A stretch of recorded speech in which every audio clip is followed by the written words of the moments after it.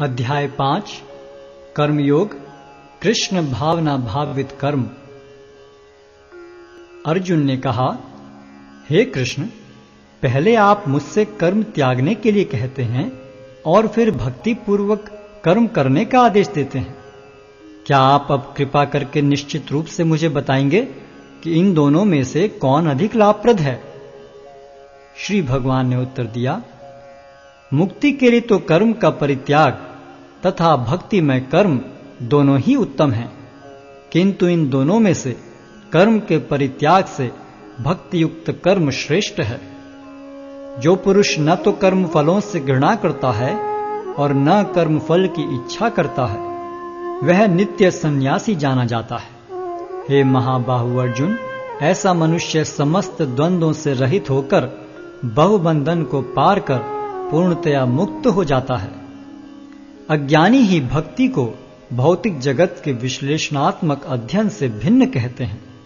जो वस्तुतः ज्ञानी हैं वे कहते हैं कि जो इनमें से किसी एक मार्ग का भली भांति अनुसरण करता है वह दोनों के फल प्राप्त कर लेता है। जो यह जानता है कि विश्लेषणात्मक अध्ययन द्वारा प्राप्य स्थान भक्ति द्वारा भी प्राप्त किया जा सकता है, और इस तरह जो सांख्य योग तथा भक्ति योग को एक समान देखता है वही वस्तुओं को यथारूप में देखता है। भक्ति में लगे बिना केवल समस्त कर्मों का परित्याग करने से कोई सुखी नहीं बन सकता, परंतु भक्ति में लगा हुआ विचारवान व्यक्ति शीघ्र ही परमेश्वर को प्राप्त कर लेता है।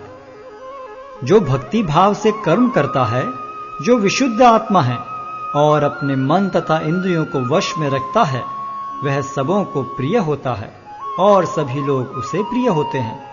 ऐसा व्यक्ति कर्म करता हुआ भी कभी नहीं बंधता।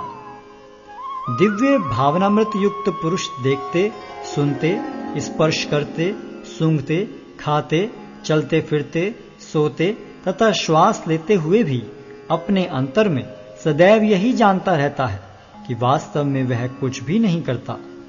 बोलते, त्यागते, ग्रहण करते या आंखें खोलते बंद करते हुए भी वह यह जानता रहता है कि भौतिक इंद्रियां अपने अपने विषयों में प्रवृत्त हैं और वह इन सब से पृथक है।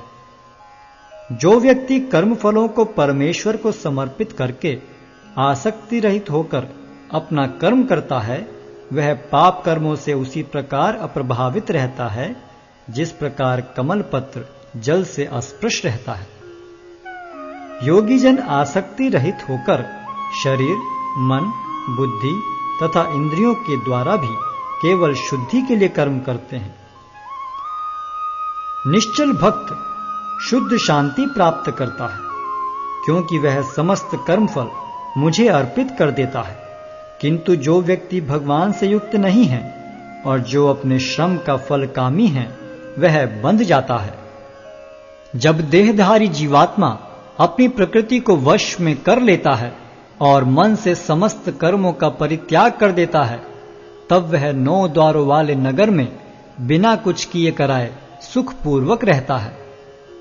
शरीर रूपी नगर का स्वामी देहधारी जीवात्मा न तो कर्म का सृजन करता है, न लोगों को कर्म करने के लिए प्रेरित करता है, न ही कर्म फल की रचना करता है। यह सब तो प्रकृति के गुणों द्वारा ही किया जाता है। परमेश्वर न तो किसी के पापों को ग्रहण करता है न पुण्यों को, किंतु सारे देहधारी जीव उस अज्ञान के